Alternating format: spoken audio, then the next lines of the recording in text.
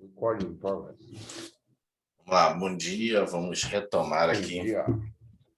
a apostila, né, o material de direito constitucional. Ontem nós vimos até o artigo 7º, artigo 7, né, inciso lá, né, artigo inciso 7, o 6 e o 7, né, que a gente viu a inviolabilidade, a inviolável liberdade de consciência e de crença, sendo assegurado o livre exercício dos cultos, tá ligado? Dos cultos religiosos e garantida na lei a proteção aos locais de culto e suas liturgias, assegurado nos termos da lei a prestação de assistência religiosa a entidades civis e militares. Então, são incisos da liberdade religiosa. O Brasil é um Estado laico, portanto, a administração pública está impedida de exercer tal função. Veda aos entes federativos instituir impostos sobre tempos de qualquer culto, alcança cemitérios que consubstanciam extensões de entidade de cunho religioso, né? O ensino religioso é de matrícula facultativa, pode ter caráter confessional. Caráter confessional pode ser tanto evangélico quanto católico, né? Não precisa ser de uma religião específica. No Brasil convive inúmeras religiões de matriz africana. A gente viu que o fato de utilizar eventualmente um animal, tipo galinha, para um ritual, né, da religião de matriz africana, não configura maus tratos a animais, até porque é um perfil religioso. Então, se quer numa prova, né, utilizar animais para rituais religiosos, né, configura pela lei maus tratos a animais? Não, porque é uma questão religiosa. É diferente de você pegar os galos lá e botar para brigar até morrer. Aí é rinha de galo, né? Aí você está fazendo maus tratos. Aí, mas é uma cultura, né? Cultural, que já teve essa discussão também. Por exemplo, é cultural o negócio lá não esqueci agora, que usa os bois, cavalgada. Teve até passeata aqui em Brasília, né? Cavalgada, não esqueci o nome. E eu, que também maltrata os animais, eu acho que Deve os ser touros. aqui, mas é. Ah, né? Aquele lá aqui no Lá do Brasil. Nordeste, lá do Nordeste. Ah, não. Teve aí uma discussão também no Vaquejada, deve Supremo. ser vaquejada, né? Vaquejada. Porque lá Também no. maltrata o touro, porque você aperta lá os testículos do touro para ele ficar mais, né, Sério, eu não pulando. sabia disso, não. Ele não fica pulando à toa, né? Ele não sai porque ele pula. É porque lá embaixo os testículos dele estão pressionados. E quando solta ele está com aquela dor, por isso que ele fica pulando, né? E por isso que é questionada a vaquejada. Aquele negócio lá de rodeio, lá de Barretos, essas coisas, os touros estão com, na realidade, ali sendo apertados os testículos, né? Parece. Não sei, eu posso estar chutando, mas parece que era isso a discussão, entendeu? Mas é cultural isso, né? Isso faz parte dos Estados Unidos, vários locais interiores aí. É normal fazer rodeio, né? Mas não tem aqui, não falou nada, então vamos ficar só com a religião, não vamos entrar na vaquejada, não. Você está em outro local da vaquejada. Então, vimos duas questões. Vamos lá, a questão 1 foi o MP, deixa eu botar aqui. Ferramentas. Lá na Espanha também, eles não tem aquele negócio que eles ficam metendo a faca e o bicho vai morrendo aos poucos. É o rodeio, né? Rodeio não, lá é Vida tourada. doida que o pessoal sai correndo na frente deles. Lá é tourada, lá chama de Tourada. tourada, né? Que aí fica uma pessoa só. No Brasil é o rodeio, né? Que nem nos Estados Unidos, bota o cara em cima do touro para ver quem fica mais tempo, né? Não, mas eu tô falando da corrida, Não, eu não é a sei. tourada, não. Aquela corrida que o pessoal sai correndo na rua e o touro sai Uhum. um monte de gente correndo na frente dele e alguém vai metendo a faca. Eles vão matando o bicho aos poucos mesmo. Uhum. É complicado. A liberdade de pensamento exercida com ônus para o manifestante que deverá se identificar e assumir a sua autoria daquilo que é expressar assim, né? É vedado ao anonimato. Essa aqui, TRE, Pernambuco, é livre manifestação de pensamento, sendo ela exercida por pessoa conhecida ou por pessoa anônima. Errada, né? É proibida a pessoa anônima, o anonimato. Até para ter o direito de resposta, né? Se você não sabe quem é que está te ofendendo, como é que você vai permitir? Quer ofender alguém? Ok, bota a cara, né? Porque aí, se você ultrapassar o limite, você tem que dar o direito de resposta. É assegurar, em termos da lei, a prestação de assistência religiosa em entidades civis e militares de internação coletiva. Correto. Deixa eu marcar aqui, questão certa. Não tem Agora a gente vai entrar no assunto novo. Esse aqui eu acho que eu tinha marcado ontem e sumiu. Deixa eu salvar logo aqui para ver se não some. Às vezes eu me esqueço de salvar, reinicio o computador, perde as marcações. Agora que eu salvei. Vamos lá, salvando o arquivo aqui. Agora sim. Vamos lá, vamos entrar no inciso 8. Ninguém será privado de direitos por motivo de crença religiosa ou de convicção filosófica ou política, salvo se as invocar para eximir-se de obrigação legal a todos impostos e recusar-se a cumprir prestação alternativa fixada em lei.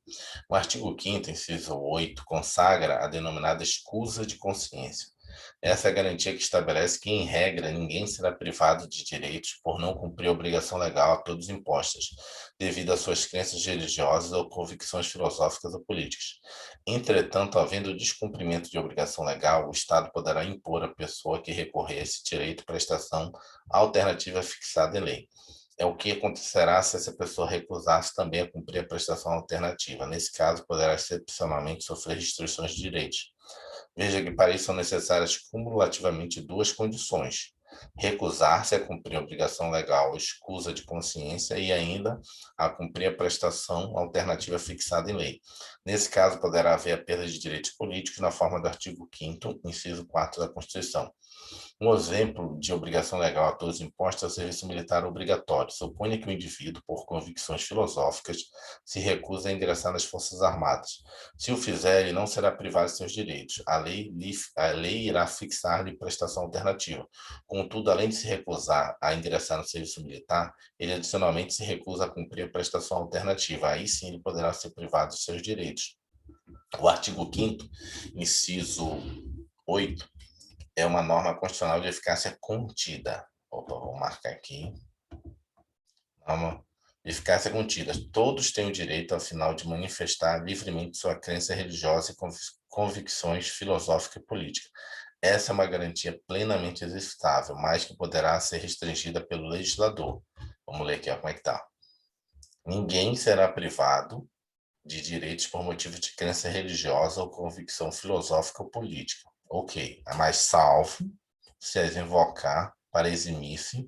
Então, a sacada é isso aqui, ó.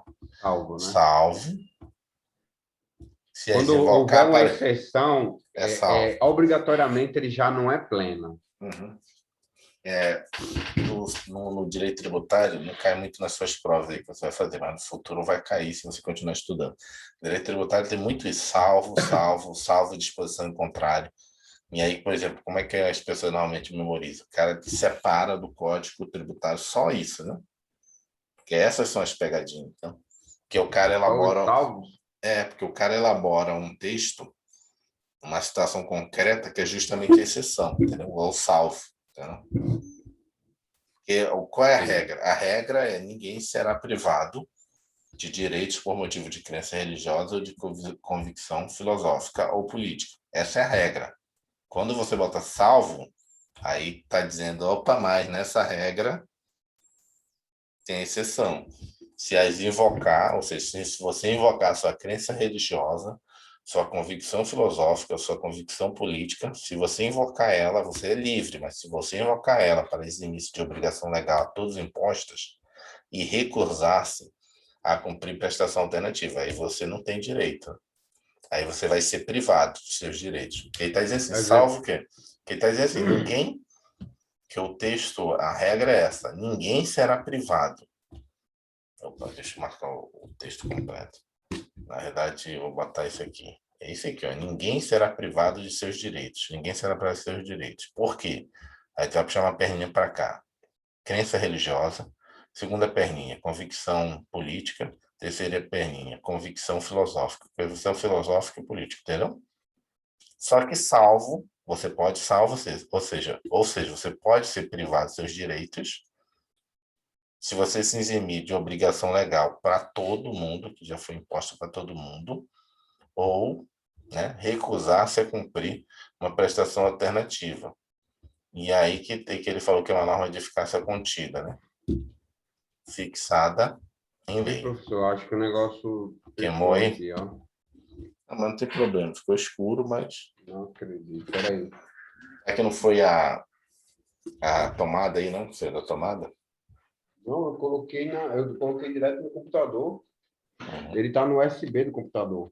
Peraí, deixa eu ver se eu tenho... Pode continuar, eu tenho... Vou bloquear aqui. Eu tenho um negócio de carregar aqui, eu vou colocar aqui para ver. Isso vai dar a tomada. Ficou um pouco escuro, mas dá para...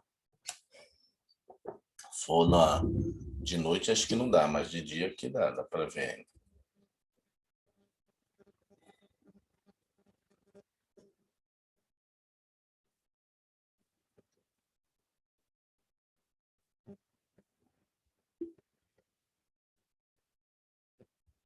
Voltou?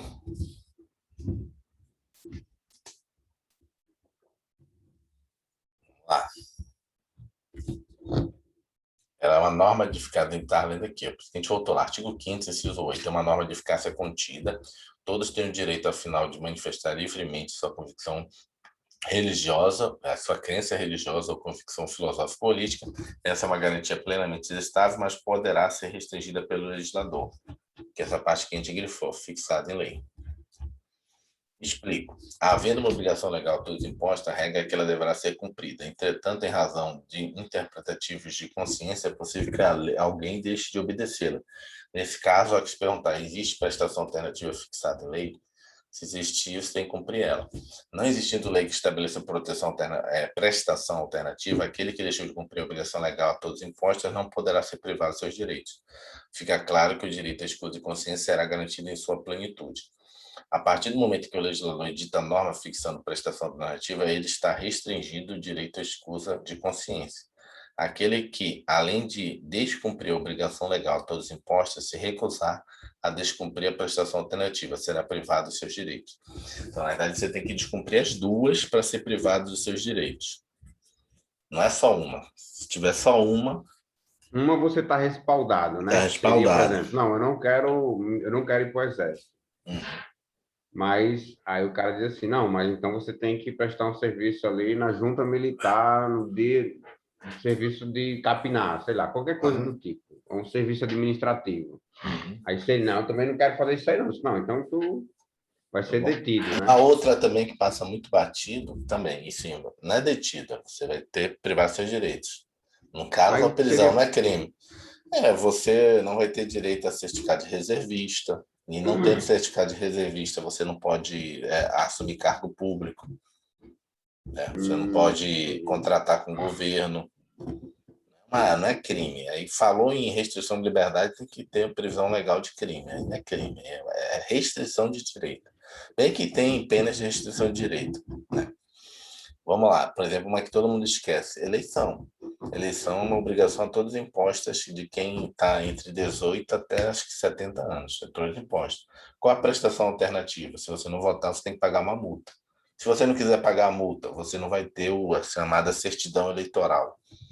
Não tendo certidão eleitoral, vários e vários, passou numa faculdade pública, vai assumir, a primeira coisa que eles pedem é a certidão lá do TSE, que você baixa no site. Se você não votou e não pagou a prestação alternativa, que é uma multa lá financeira, pecuniária, você não tem a certidão. Aquela certidão é para assumir cargo público, a se matricular em universidades públicas. Não sei, tem vários locais que eles pedem, né? Contratar com o governo, precisa ter certidão eleitoral. Várias situações, ou seja, você vai ficar com essa restrição do seu direito. Certidão negativa, você não consegue se candidatar. Já que você não está votando, como é que você quer ser candidato a alguma coisa? Então, mas eu não quero votar. Minha convicção política é que ninguém me representa. Ok, então paga, não vota, mas paga a prestação alternativa, entendeu? Que é a multa. Então, um outro modelo que tem no Código Eleitoral. Você paga a multa é R$7. Não é uma prestação alternativa assim, que faça você não querer ir votar, né? Professor, ficou mais escuro, a impressão minha? Ficou mais o quê? Ficou mais escuro? Eu acho que é por causa da luz que está entrando aí. Fecha a persiana atrás. Que aí não está... Fecha a persiana.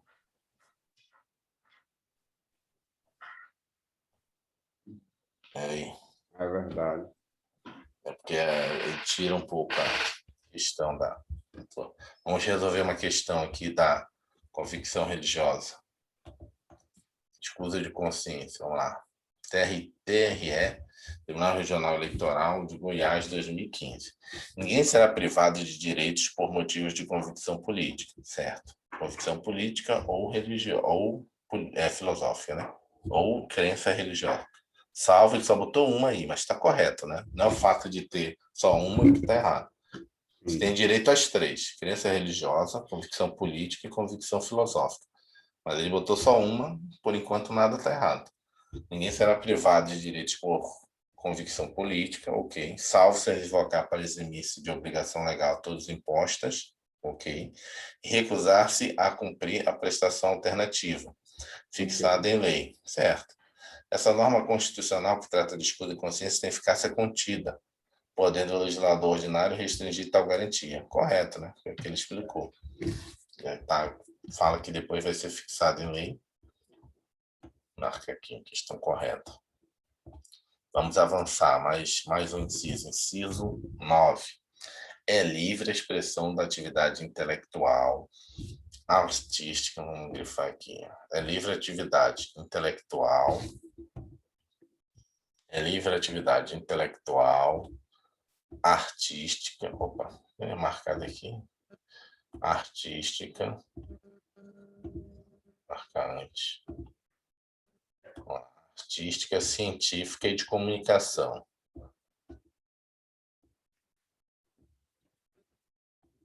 Então, é livre a expressão de atividade intelectual, artística, científica e de comunicação, independentemente de censura ou licença. Ou seja, não pode ter, não pode ter censura nem licença para atividade artística ou intelectual, artística, científica e de comunicação. O que você não pode esquecer sobre esse inciso? É vedada a censura. Entretanto, a liberdade de expressão, como qualquer direito fundamental, é relativa. Isso porque é limitada por outros direitos protegidos pela Carta Magna, como a inviolabilidade da privacidade e da intimidade do indivíduo, por exemplo.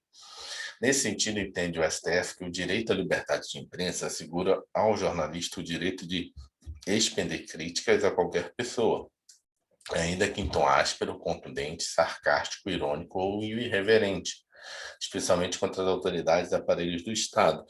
Entretanto, esse profissional responderá penal e civilmente pelos abusos que cometer, sujeitando-se ao direito de resposta, a que se confere, ao que se refere à Constituição no artigo 5º, inciso 5, que a gente viu aqui, né?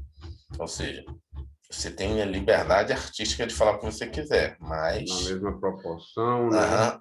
No mesmo veículo, né? O mesmo modo. Aqui, ó, é assegurado o direito de resposta proporcional ao agravo, além da indenização por dano material, moral e imagem.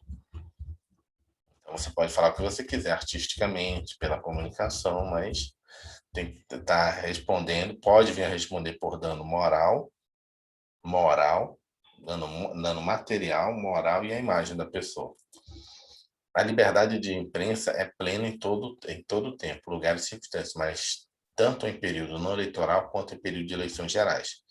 Nesse mesmo sentido, considero o STF que a liberdade de manifestação de pensamento, que representa um dos fundamentos em que se apoia a própria noção do Estado Democrático de Direito, não pode ser restringida pelo exercício legítimo de censura estatal, ainda que praticada em sede jurisdicional. Assim, a decisão judicial que determina a retirada de matéria jornalística de site da internet configura censura inadmitida, sendo possível apenas em situações extremas. Contra a decisão judicial constitucional, seria cabível a reclamação perante o STF. Vamos lá, vou ler de novo para a gente entender com calma aqui, que é importante. Vou botar aqui. Você vai entender, mas a pessoa não tem direito? Tem. Mas vamos lá.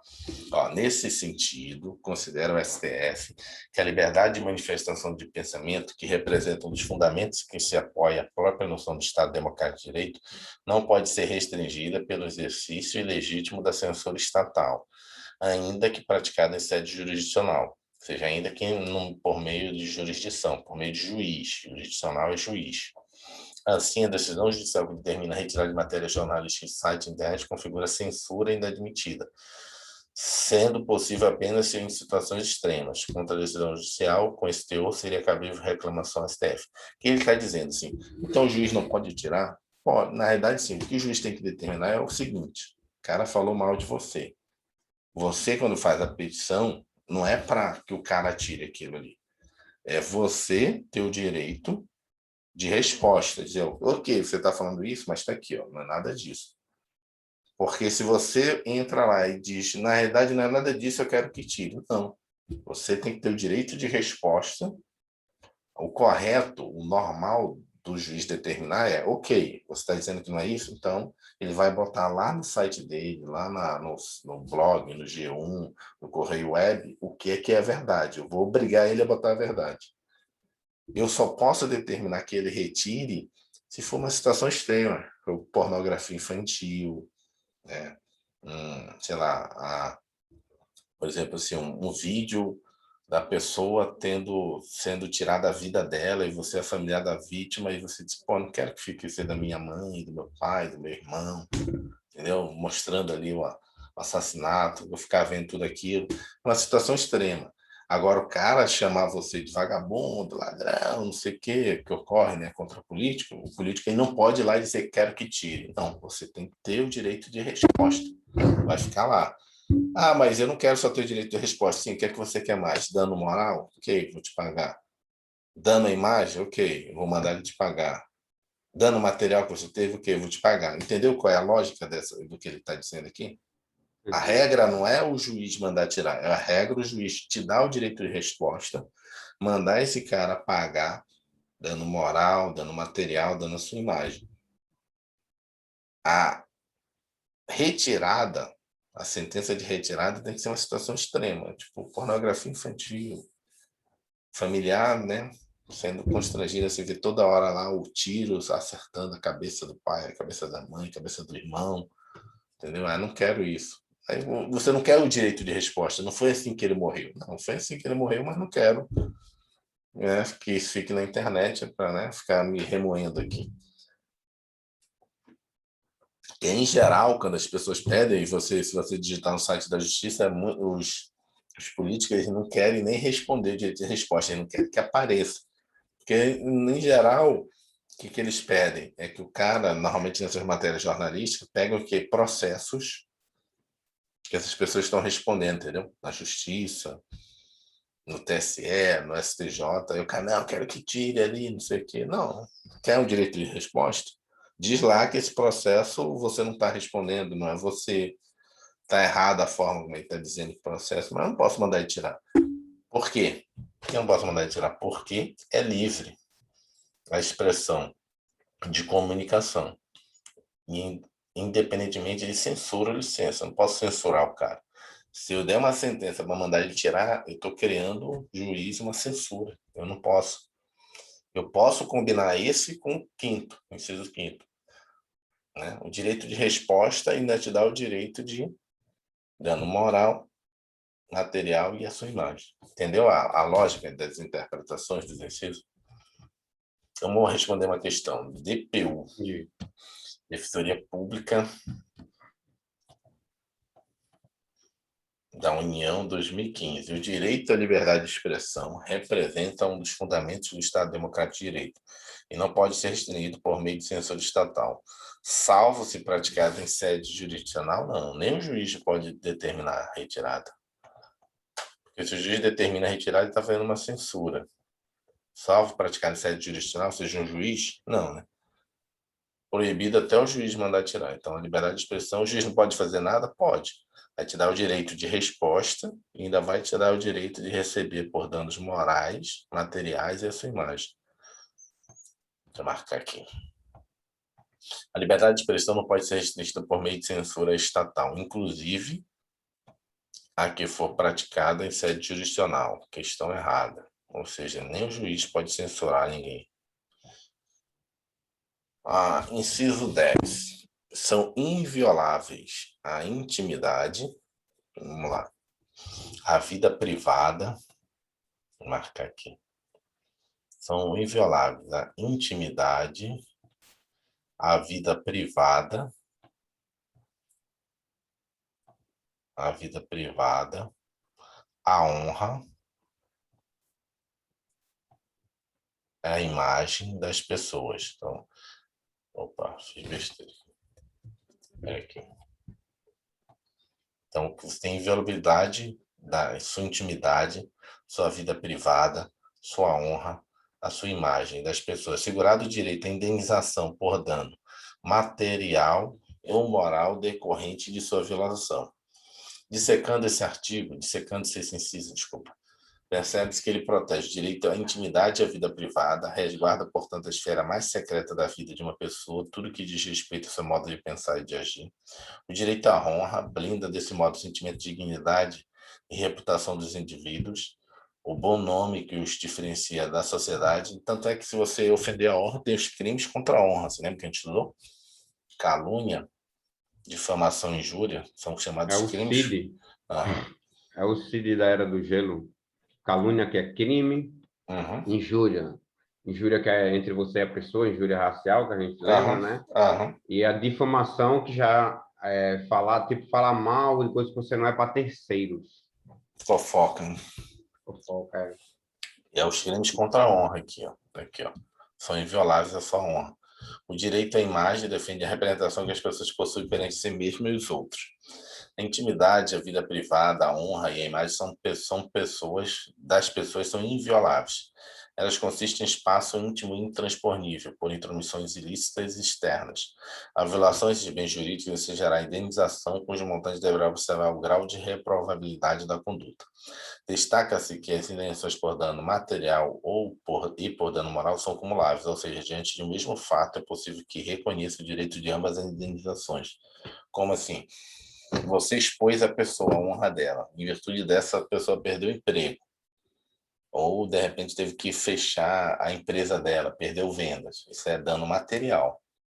E o dano moral? É um dano psíquico, né, interno. Aí você vai alegar lá na petição, né, na seu acionamento ao judiciário, dizendo, olha, né, a pessoa teve que usar remédio controlado, e a juiz vai determinar, você vai pedir, eu quero 100 mil, 200 mil, 300 mil, por dano moral. Dano material você tem que comprovar, dizendo, olha, meu faturamento era 60 mil por mês, tive que fechar a empresa, né? O faturamento caiu de 60 para 30, perdi metade dos clientes, né? Não tem previsão de retornar. Aí o juiz vai dizer, ó, durante 2 anos vai pagar os 30 mil pro cara.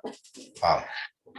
Eu não tenho a ver com a aula, só me lembrei de uma coisa aqui, aí quando terminar a aula aqui, eu gostaria de... Me lembra só de Riachuelo, só isso. Aí eu vou perguntar um negócio a ti. Vamos lá. As pessoas jurídicas também poderão ser indenizadas por dano moral, uma vez que são titulares dos direitos à honra e à imagem. Segundo o STJ, a honra objetiva da pessoa jurídica pode ser ofendida pelo protesto indevido a título cambial, cabendo indenização pelo dano extrapatrimonial, né, daí decorrente. O que deve estar perturbando aí, o que é título cambial? Título cambial é título de crédito. Título de crédito, aí, Edvan, também não entendi. O que é título de crédito? É tipo duplicata, promissória, entendeu? A pessoa foi lá e protestou, né? Disse assim, você não me pagou. Disse para a empresa, entendeu? A empresa não me pagou. O fato de você dizer num cartório, protestar no cartório que a empresa não pagou, tem muito cliente, muito fornecedor que já fica com medo. Então, já abalou a imagem da empresa, entendeu? Da pessoa jurídica. Você vai protestar um negócio que não tem nada a ver. Eu que sou fornecedor da empresa, já fico, opa, essa empresa mal pagadora. Eu tô com medo de negociar com ela. Já quero, de repente, nem entrar em negócio com essa empresa. Então, isso afeta a imagem da empresa, né, perante os outros fornecedores. Então, é o chamado título cambial. Ele usou um termo bem técnico e jurídico. É importante que você saiba que o STF considera que, para que haja condenação por dano moral, não é necessária ofensa à reputação do indivíduo. Assim, a dor e o sofrimento de se perder um membro da família, por exemplo, pode ensejar a indenização por danos morais. Além disso, com base nesse inciso, o STF entende que não se pode coagir suposto pai a realizar exame de DNA. Essa medida feriria também outros direitos humanos, como, por exemplo, a dignidade da pessoa humana e a intangibilidade do corpo humano. Nesse caso, a paternidade poderá ser comprovada mediante outros elementos constantes do processo. Sobre esse tema, é importante ainda destacar que o Supremo Tribunal Federal entende que é válida decisão judicial proibindo a publicação de fatos relativos a um indivíduo por empresa jornalística. O fundamento da decisão é a inviolabilidade constitucional de direitos da personalidade, notadamente o da privacidade. Tá vendo? Aqui ele já pode Eu ia dar um determinar... exemplo agora. Pode falar. Eu estava lendo, né? Nós lemos isso aqui um pouco tempo atrás também. Aí eu estava lendo sobre eu acho que foi Aristófanes, uma dessas pessoas que cometeu um ato ilícito aí. E a maior rede de TV que temos no nosso país, ela pegou um negócio que estava rolando judicialmente, que era segredo, né? Porque era coisa bem íntima e era segredo judicial. Aí alguém soltou para a imprensa, né? Para essa grande, que hoje não é tão grande, mas enfim. E ela foi lá e pum, publicou num programa bem conhecido dela, né? E o que aconteceu? A menina foi lá e pediu indenização, porque corria em segredo de justiça, tal, tal. E ela foi indenizada, se eu não me engano, em 10 mil. Né? Foi 20 mil. Então, assim, eu lembrei disso aí, né? Que pode dentro do que a lei determina, né? Tem suas exceções, né? Uhum. Nesse caso aí, percebeu a diferença? Nesse caso aí, como envolve a vida, a intimidade privada, não é uma questão que nem a gente leu do inciso anterior, é que o juiz já pode determinar uma decisão judicial para proibir a publicação. Que aqui entraria aquele caso assim, do você num acidente de trânsito, né? Você ou sua família morrendo no acidente de trânsito, você estava junto, né, cara? Não quero que fique isso na imprensa, né? Fotos. Hoje em dia é muito pouco o jornalismo que mostra isso. Normalmente, quando eles mostram, eles fazem como a gente chama? Eles destoam tira assim um Distorce, pouco, distorce ali a borra, imagem, né? Borra ali. borra a imagem ali do momento, ou da pessoa, da foto, assim, da aparência da pessoa, para não ter esse constrangimento. Antigamente você observava. Antigamente você via praticamente tudo, né? Tinha um jornal no Rio de Janeiro, o Povo, era o Povo, cara. O pessoal comprava, você de longe, no ônibus, no trem, olhando a pessoa vendo aquilo, tu já olhava, tu nem estava vendo o jornal, mas tu olhava de longe assim, a cabeça cortada. E eu acho que é muito engraçado, que eu até brincava no quartel, eu falei, cara, todo mundo morre todo, né? Todo estranho. Será que o repórter não chega lá, esse fotógrafo, e vira o corpo do cara para o cara ficar todo estranho assim, bater a foto do cara? Que tipo de ninguém, né? Eu ficava, cara, eu olhava assim, cara, esses caras. E tu passava na banca de revista lá no centro do Rio, na Presidente Vargas, estava lá, assim, o cara botava na banca de revista, cara, os caras tudo assim, tudo torto, assim, todo cheio de tiro, facada. E o cara parece que batia assim, ó. Batia assim pertinho do negócio, cara.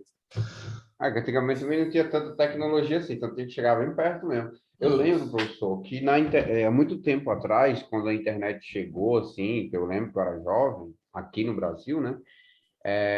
Eu lembro que eles colocavam execuções. Teve um cara assim que executaram um cara assim, um cara branco assim, aí colocaram 38, sei lá o que era aquilo, cabo não, um cano desse tamanho. Aí falava algumas palavras em, eu acho que era russo ou alguma coisa do tipo, ou polonês, e bah, meu pai, colocava mesmo assim, bem rasgado, né? Hoje em dia tem certos tipos Hoje em dia rola muito pelo WhatsApp, né? O WhatsApp, você vê às vezes aquele vídeo que está bloqueado, que é aquele vídeo que está borrado na imprensa, pelo WhatsApp, tu vê ele limpo, né? Às vezes rola isso. Aquela foto que está borrada no site, os caras compartilham no WhatsApp ela sem o borro, sem a borrada ali, vendo a cara da pessoa, vendo aí. Black, como é que é? A internet negra, como é que é? Não, eu tenho a Dark Web. Dark Web também. Ali Quando eu fui, meu pai faleceu agora em janeiro, né? Desculpa estar falando isso, mas só para mostrar como rola mesmo na internet, no WhatsApp. Eu tava lá e peguei o celular dele, fiquei com o celular dele, né? Aí Uhum. antes de excluir tudo, eu fui olhar uns vídeos e tava lá.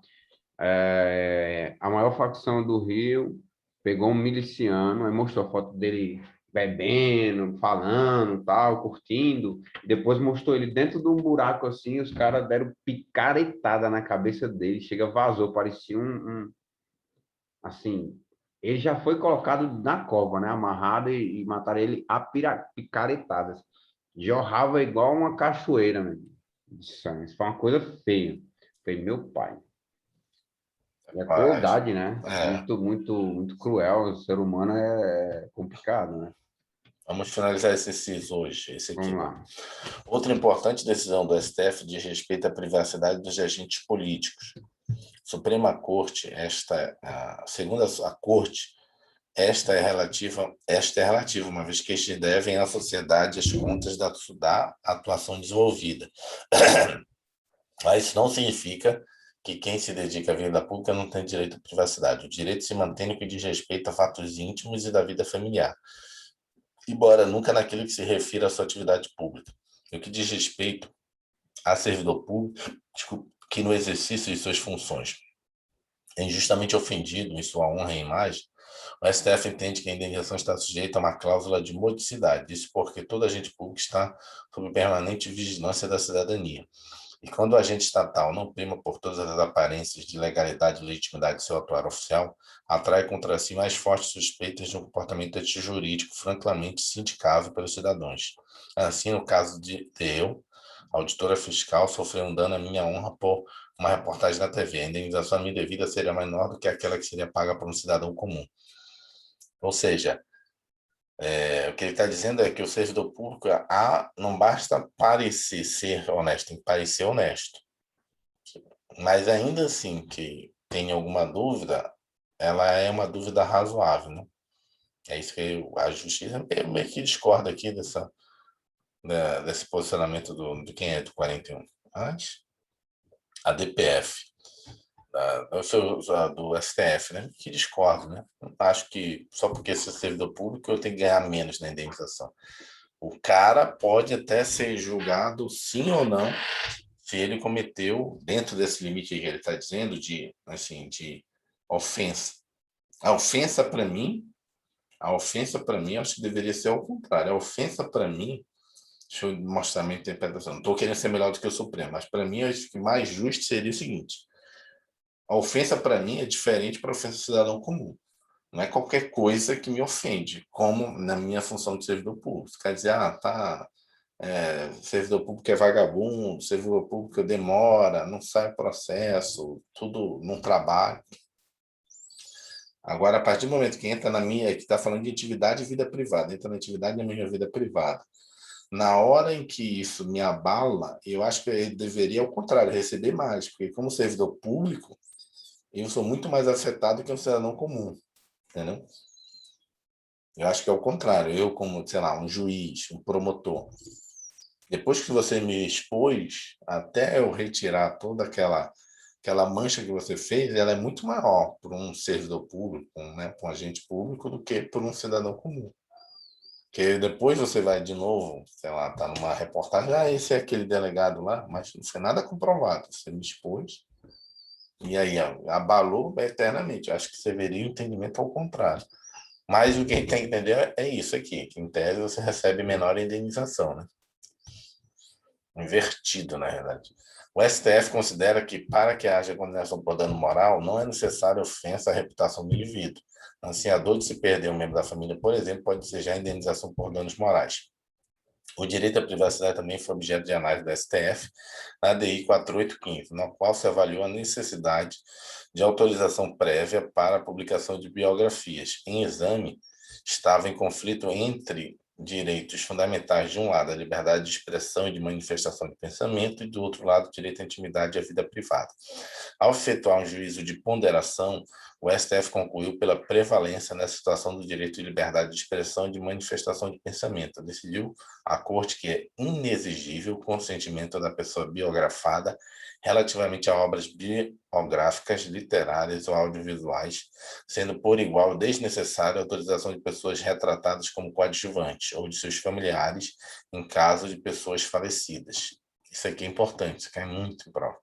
É porque é o seguinte, eu resolvo fazer, por exemplo, uma biografia do, Tim Maia. do Tim Maia. Eu não preciso pedir nada para a família dele, não preciso nada. Se eu for conseguindo, futucando a internet, entrevistas no YouTube, livros, reportagens em jornais impressos, eu vou montando a minha percepção, escrevendo minha biografia. Vou ganhar dinheiro com livro? Vou, as pessoas podem se interessar. Não tenho. As pessoas, na verdade, assim, essa briga não era nem por causa, assim, eu me lembro, não era nem por causa em si da retratação da biografia, era mais pela questão financeira. Tinha muitos escritores que estavam escrevendo biografias que a gente chamava não autorizadas e ganhando fortunas, né? Com essa exibição, com essa E o decisão, desculpa, familiar tem direito?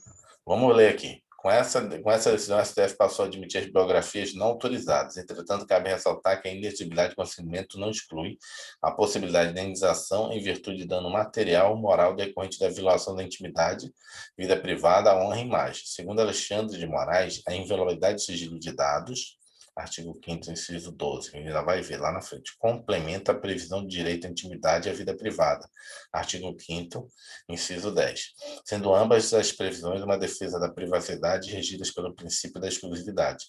Também relacionado aos direitos à intimidade e à vida privada está o sigilo bancário, que é a verdadeira garantia de privacidade dos dados bancários. Assim como todos os direitos fundamentais, o sigilo bancário não é absoluto. Nesse sentido, tem-se o entendimento do STJ que, havendo satisfatória fundamentação judicial em ensejar quebra ao sigilo, não há violação nenhuma à cláusula pétrea constitucional. A pergunta que se faz agora é a seguinte: quais autoridades podem determinar a quebra do sigilo bancário? Isso é importante, cai muito.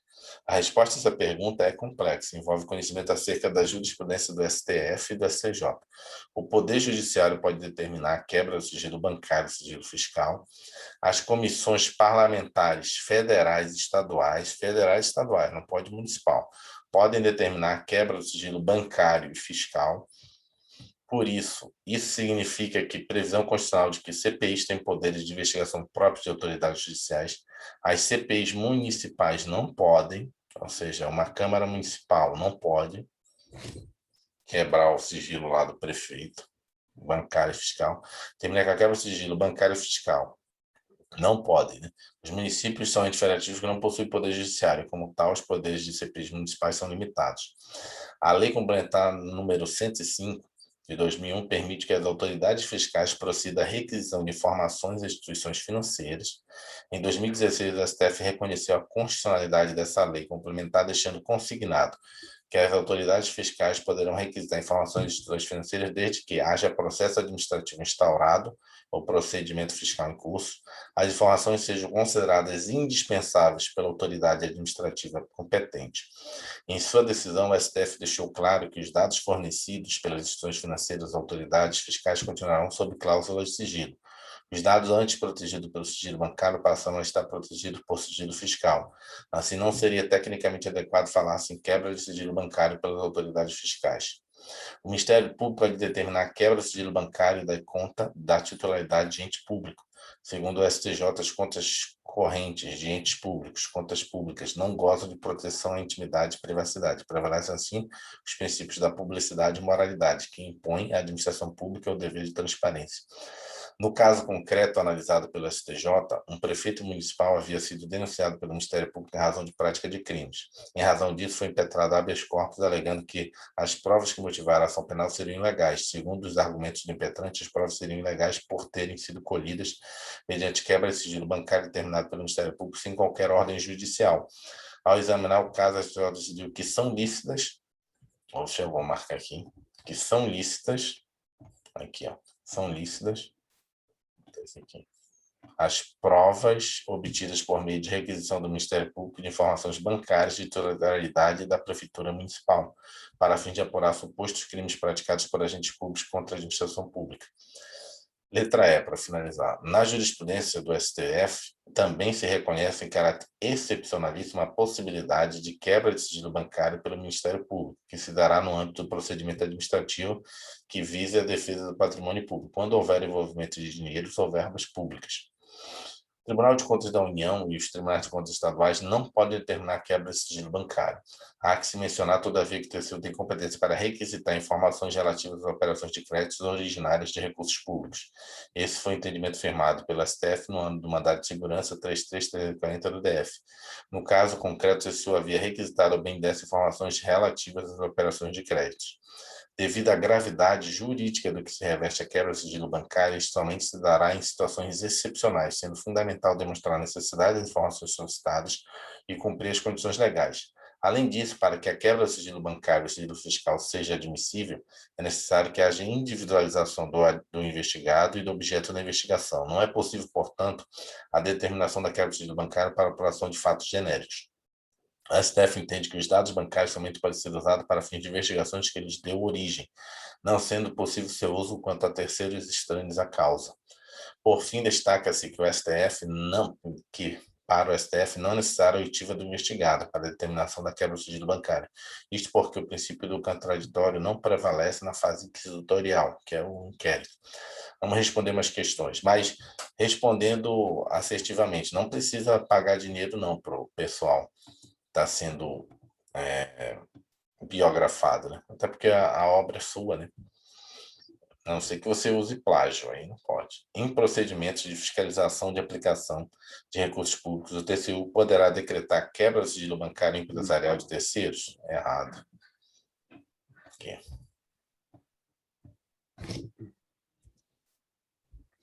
Tribunal de Justiça do Paraná, 2017. Dado o dever fundamental de pagar tributos, não é oponível o sigilo de informações bancárias da administração tributária, certo, né?